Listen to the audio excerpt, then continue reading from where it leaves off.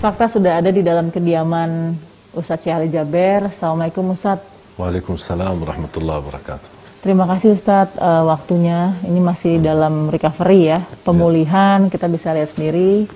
Gak apa-apa Ustadz buka masker, saya tetap pakai dan jaga jarak. Ini kondisinya sekarang bagaimana Ustadz? Sudah hampir sepekan ya. Gimana kondisinya? Ya alhamdulillah sudah membaik dari segi fisik, alhamdulillah beraktivitas. Ya mungkin pas lagi tidur mungkin ada sedikit berat apalagi ke sebelah kanan, belum bisa nyaman. Tapi alhamdulillah dari segi fisik masih bisa tahan.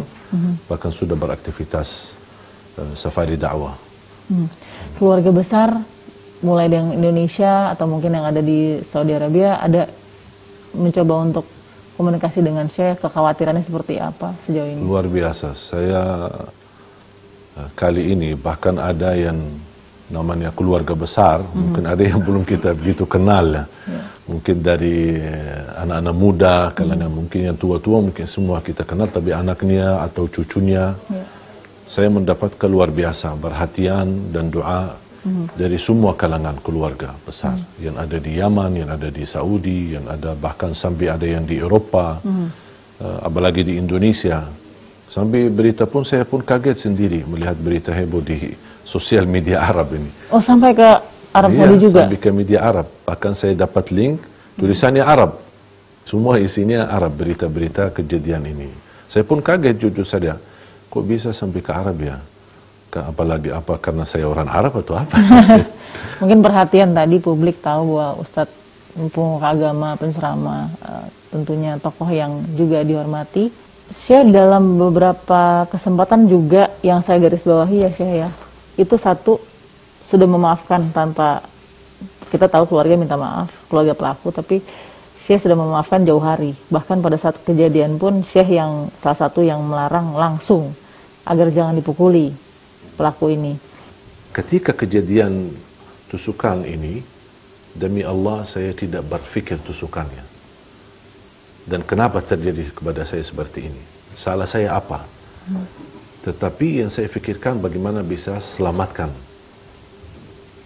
anak itu dari amukan massa. Iya, karena mohon maaf jamaah apa yang dilakukan wajarlah emosi ini manusiawi. Iya, manusiawi lah gitu. Tapi atas nama kemanusiawi, perilaku manusiawi, berlebihan nanti akhirnya jadi syaitani. Itu yang saya tidak mau. Makanya saya langsung hentikan. Jangan, kasihan. Sampai ada orang di samping, kok kasihan dia, kasihan kita, kasihan Syekh yang ditusuk. Ya, tetap dia bersalah, tetapi bukan berarti kita harus juga salah. Kita harus belajar. Kita hadapi orang yang bersalah, jangan kita juga harus bersalah. Kita bisa baik, bisa memperbaiki kesalahannya.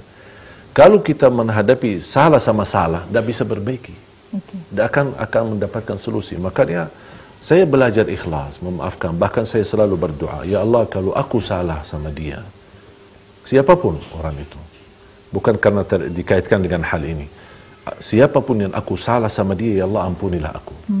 Kalau siapapun yang salah sama saya, bicara tidak baik, mungkin di belakang saya, gosip, ghibah, namimah, macam-macam, ya Allah ampunilah mereka. Kalau bisa berpesan mungkin Syekh kepada pihak keluarga melalui fakta, apa pesan yang ingin disampaikan Syekh? Semua keluarga berkeinginan mendapatkan anak yang saleh-salihah. Dengan kejadian ini pasti mereka merasa berat di hatinya.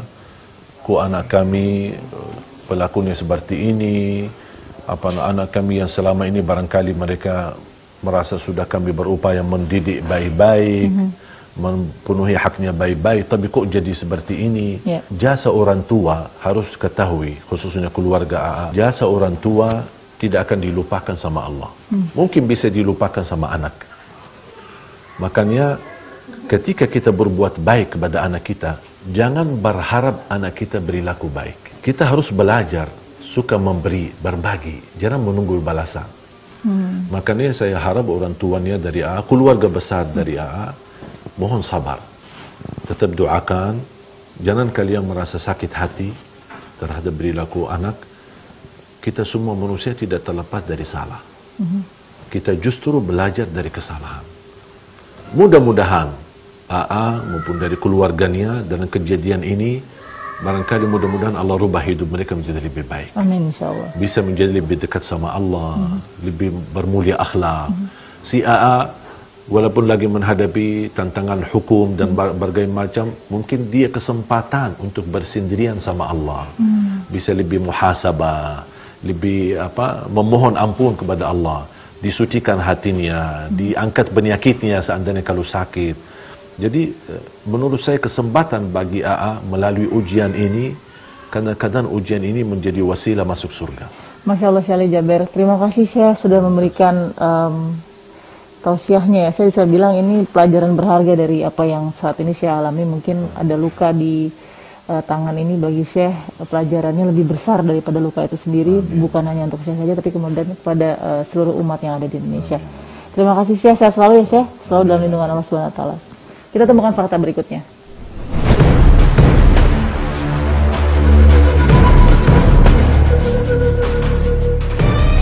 Saya akan bertemu dengan Ketua Komisi 8 DPR RI, Yandri Susanto. Saya mau tanya kemudian bagaimana Wakil Rakyat menanggapi kasus penusukan yang dialami oleh Ustadz Syekh Ali Jaber di Lampung. Bagaimana sebenarnya selama ini perlindungan terhadap para pemuka agama yang ada di Indonesia. Ikuti saya.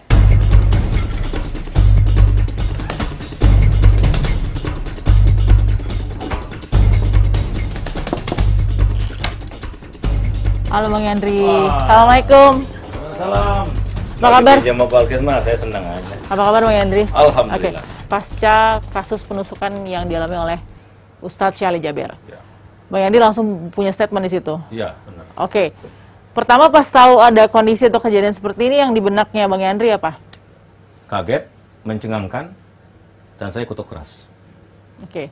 Itu di luar dugaan saya, di luar naral manusia sebenarnya.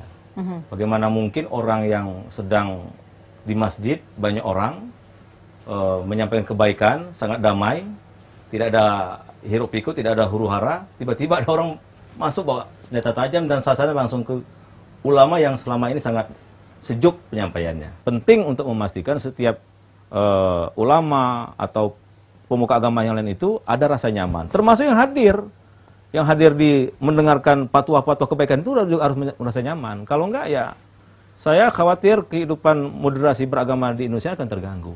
Perlindungan dalam platform apa yang Abang sedang bicarakan? Ya, makanya sekarang kita kan sudah lama di prolegnas, ya kan, ada undang-undang tentang perlindungan pemuka agama. Oke. Nah itu saya kira ini momentum yang sangat bagus. Ini kan Syekh Ali Jaber ini kan yang kedua, bahkan yang ketiga, yang di Riau atau tempat lain kan sudah ada. Yang sudah Ya, yang itu meninggal kejadian. dunia ya. Oke. Kejadian. Jadi momentum ini menurut saya harus dijadikan pemerintah dan DPR untuk memproses legislasi di bidang tadi yang sudah masuk di balik, yaitu perlindungan pemuka agama. Sehingga nanti kalau undang-undang ini ada, artinya konstruksi kita untuk memastikan sebuah dakwah itu benar-benar aman, bisa dijamin oleh negara. Bang Yandri Susanto, terima kasih Ketua Makasih, Komisi makasih. 8 DPR RI. Makasih, Mbak Balkis. Selamat bekerja kembali, sehat selalu ya Bang ya. Makasih, selamat ya, makasih. Baik, kita temukan fakta berikutnya.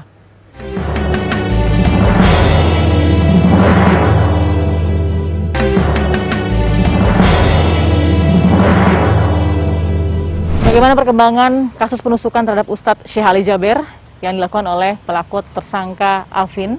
Saya akan bertanya kepada, nah ini sudah ada Pak Kabid Humas Polda Lampung ya, Kombes Pol Zahwani Pandra Arsyad. Pak Pandra, apa kabar Pak? Oke, selamat sore Pak. Kita minta waktu sedikit sebentar, nggak apa-apa ya Pak ya? Oh iya, Sebelum silakan. beraktivitas lagi. Pak Pandra, ini sudah hampir sepekan ya lebih. Ya. Nah ini bagaimana perkembangan sejauh ini soal statusnya Alvin? Jadi sejak tanggal 14 ditetapkan sebagai tersangka, Iya.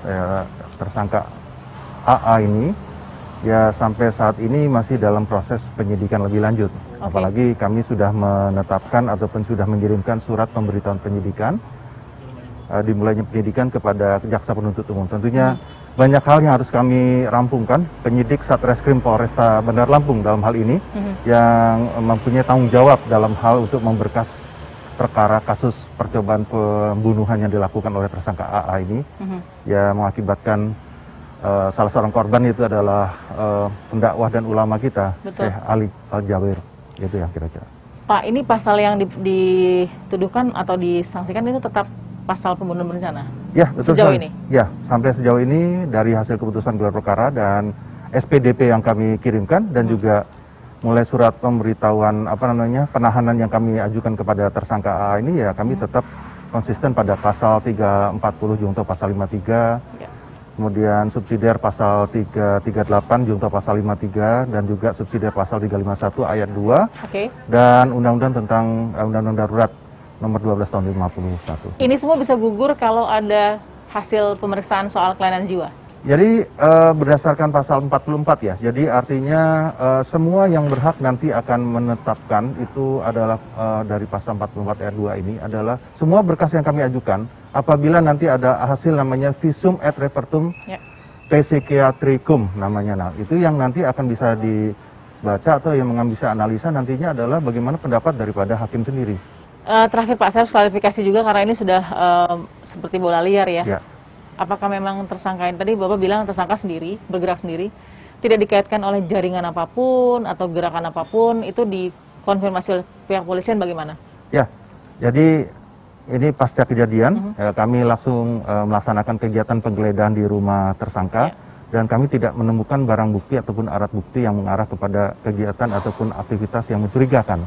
Untuk barang buktinya saja, senjata tajam yang digunakan tersangka untuk percobaan pemuda pelaku itu adalah pisau dapur yang digunakan untuk kegiatan rumah tangga keluarga atau tersangka. Terima kasih Pak Pandra. Ya, terima kasih. Penusukan penceramah Syekh Ali Jaber pada hari Minggu tanggal 13 September 2020 sekitar pukul 17 waktu Indonesia Barat masih menjadi sorotan publik. Terlebih ketika pihak keluarga pelaku penusukan kepada Syekh Ali Jaber mengklaim bahwa AA memiliki gangguan kejiwaan atau merupakan orang dengan gangguan jiwa.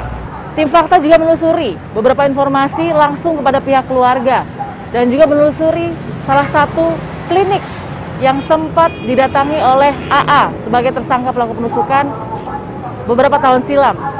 Namun pihak klinik menyatakan dalam klinik kejiwaan yang didatanginya, klinik tersebut tidak pernah melakukan atau tidak sempat melakukan observasi terhadap kondisi kejiwaan dari AA. Kita berharap semoga kasus seperti ini, kasus yang membahayakan dan teror terhadap seluruh pemuka agama manapun di Indonesia tidak terulang kembali, agar kemudian tercipta kedamaian dalam keberagaman. Saksikan terus Fakta setiap hari Senin pukul 21 waktu Indonesia Barat bersama saya Balkis Parisang.